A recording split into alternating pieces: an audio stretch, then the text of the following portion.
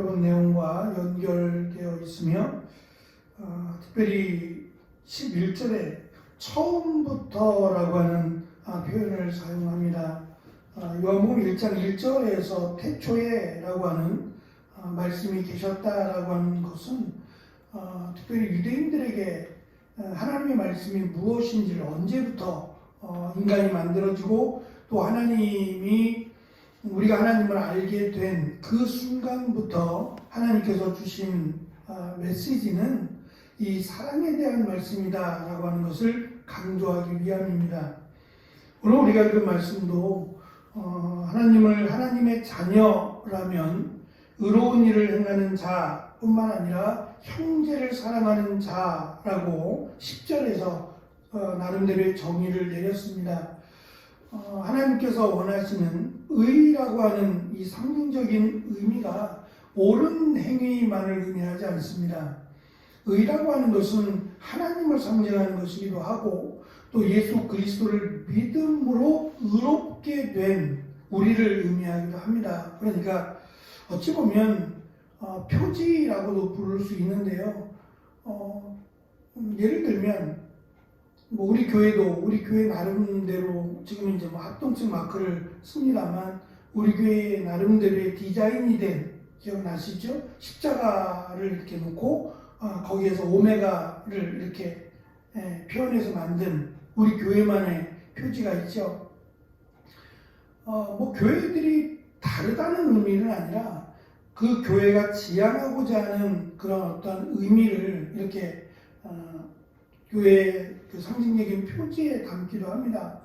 교회뿐만 아니라 나라도 마찬가지고 또 가훈이라고 하는 것도 마찬가지죠.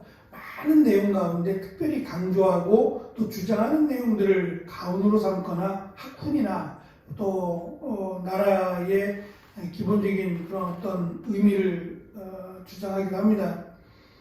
요한이 강조하는 하나님의 자녀라고 하는 것은 의라고 하는 거룩함으로도 표현할 수 있고 또 예수 그리스도의 대속을 상징하는 의미일 수도 있습니다. 그 가치를 안다면 예수 그리스도께서 성육신 하시고 또 대속하여 죽으시고 부활하신 그리고 다시 오실 바로 그 메시아이신 예수님께서 행하신 일들의 가치를 안다면 우리의 삶이 분명히 달라질 것이다 라고 하는 것을 압축된 용어로 의를 행한다 라고도 설명했습니다. 그뿐만 아니라 이제 그 하나님과 우리와의 수직적인 관계가 의라고 하는 것으로 연결이 됐다면 수평적인 관계로서는 사랑이라고 하는 거죠. 공동체 안에서 특별히 그리스도 안에 있는 자들은 하나님의 자녀라고 하는 이 혈연 관계 그 이상의 관계가 형성이 되었어요. 세상은 그것이 이제 혈연으로 맺어지든 아니면 입양을 해서 어떤 그 서류적인 관계로 부모와 자녀와의 관계가 맺어지든 간에 그런 어떠한 그 관계가 필요합니다. 지금 요한이 말하고자 하는 이 믿음의 공동체는 예수 그리스도의 피로 말미암아 형성된 공동체입니다.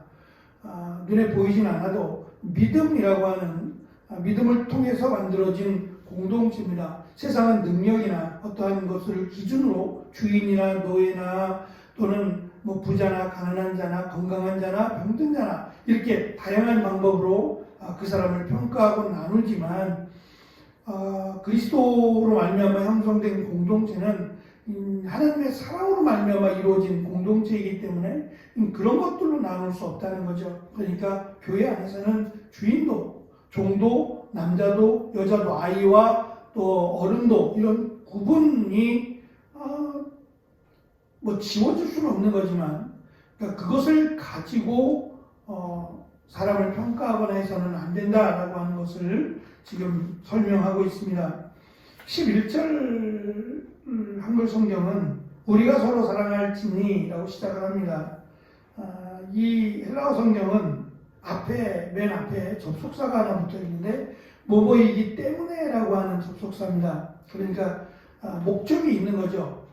왜 우리가 하나님을 서로 사랑해야 되느냐라고 하는 그 이유를 지금 설명하려고 하는데 뒤에 있습니다.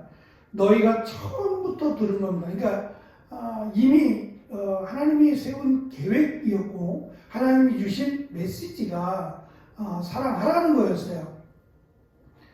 그것을 나중에 우리가 살아가면서 해야 될 어떤 의무라는 것이 아니라 이미 하나님께서 처음부터 세우신 인간을 만드시고 처음부터 세우신 계획이 사랑하라는 거였다는 겁니다. 그러니까 왜 이것을 이제 와서라고 말하면 안 된다는 거예요. 그건 처음부터 하나님이 세우신 또 말씀하신 메시지가 사랑하라는 것이었다는 거죠.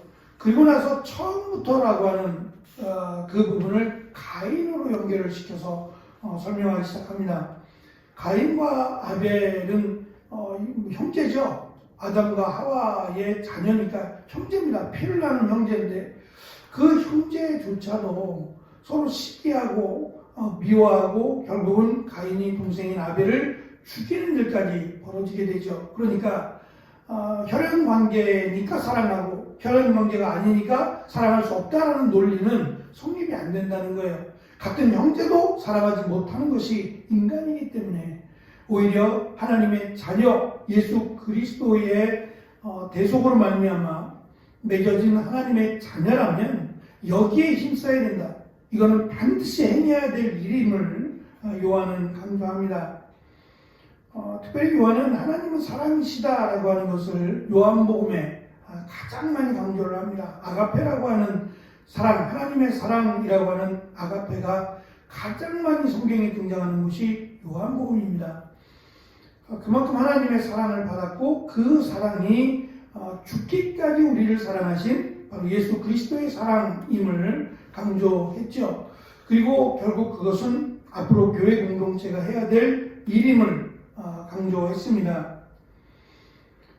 12절에서 요한은 가인이 동생을 죽인 예를 들어서 사랑하지 않으면 그냥 사랑하지 않음으로 끝나는 것이 아니라 사랑하지 않는다면 그것은 결국 악에 속한 자이고 결국은 이 동생을 죽이는 가인과 다를 바가 없다라는 것으로 연결을 시켜요. 조금 과하다라는 느낌이 들지 모르지만 그만큼 사랑이 중요하다는 거죠. 사랑이 없다면 결국은 사랑이 없네로 끝나지 않고 죽음 또는 살인으로까지 연결되는 것이 인간이라는 거예요.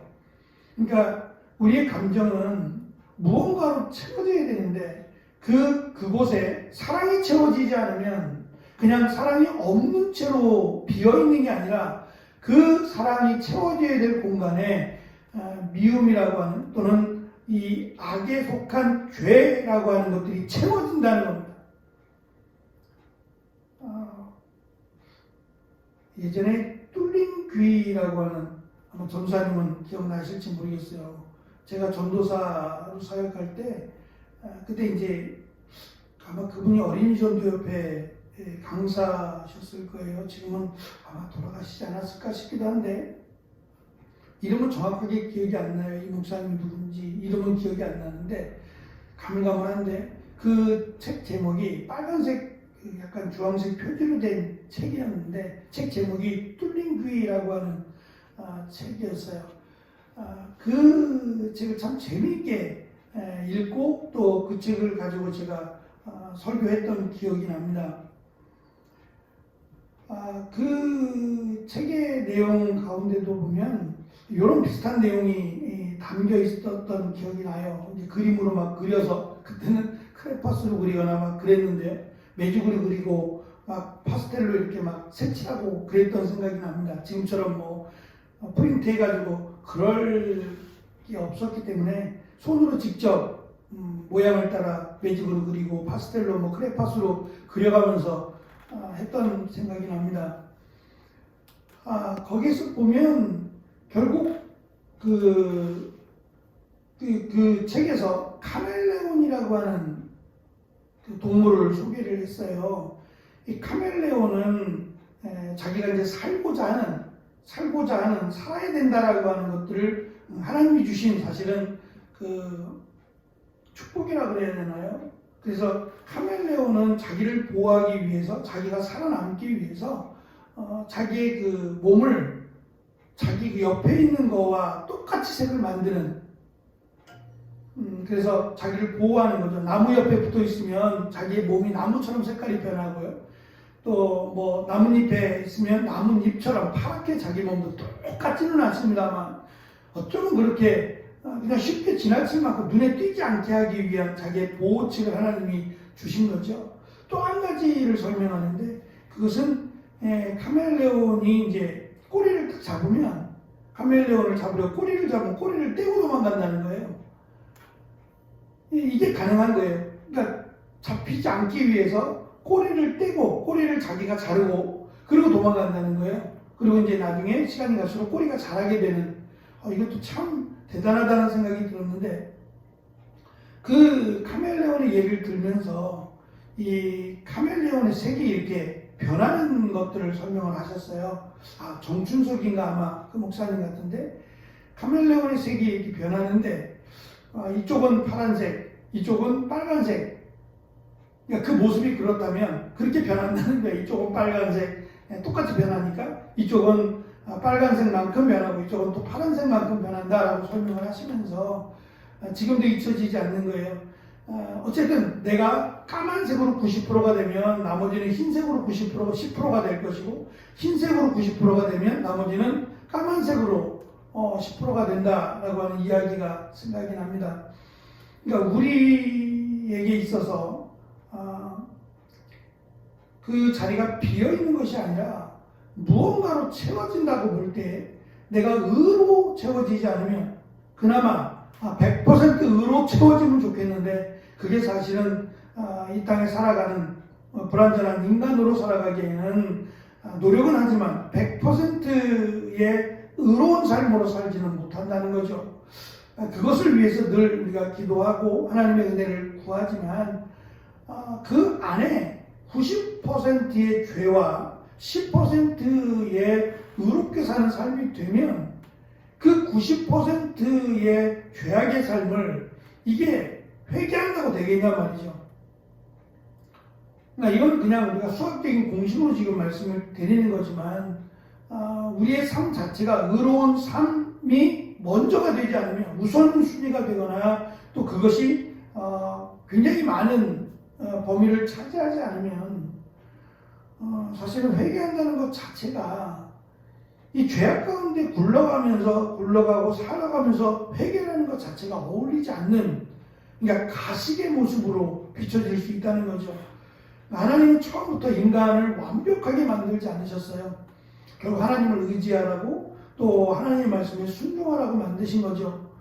더군다나 아담과 하와의 죄악으로 말미암아 하나님의 거룩한 공간인 에덴 동산에서 쫓겨나와 세상 가운데 살아가면서 결국은 세상에서 우리가 해야 될 마치 삶의 의무인 것처럼 되어버렸는데, 그것이 사랑하라라고 하는 건데 바로 자녀 때에서부터 무너졌다는 거죠. 멀리 가지도 않고 그 자녀 때에서부터 미워하고 살인하고 죽이는 이런 끔찍한 일이 멀리도 아니고 바로 다음 아담과 하와가 낳은 자식에게서 바로 이것이 드러날 만큼 인간은 연약한 존재임을 알 수 있다는 거죠.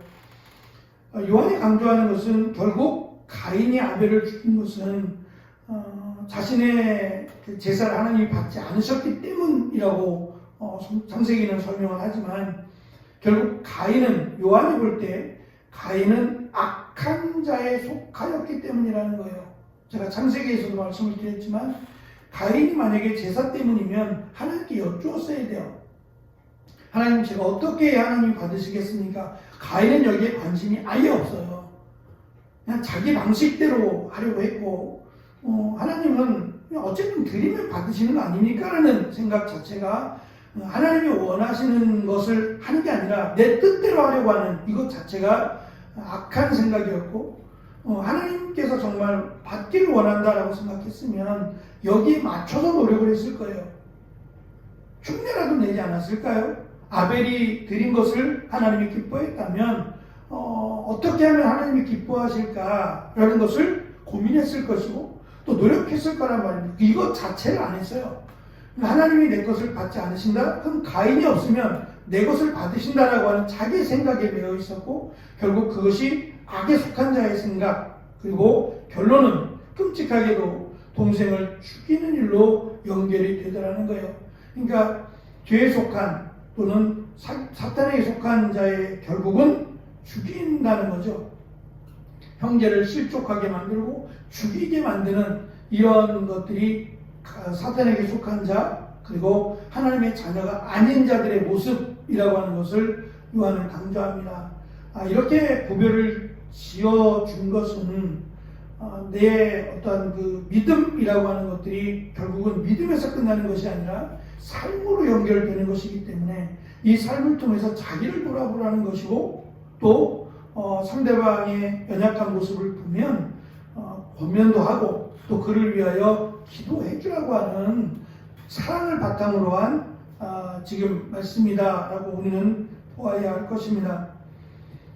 사랑하기가 힘들고 어렵다는 것을 핑계로 삼을 것이 아니라 힘써 사랑하기를, 그리고 그 일을 위해서 우리가 더 기도해야 될 것을 요한은 강조하고 있습니다. 어쨌든 하나님의 자녀라면 하나님이 원하시는, 특별히 하나님을 사랑하고 이웃 형제를 사랑하라 라고 하는 것이 하나님의 말씀임을 기억하고 그 말씀대로 힘쓰는 그런 공동체가 되어야 될 것을 요한은 강조하고 있습니다.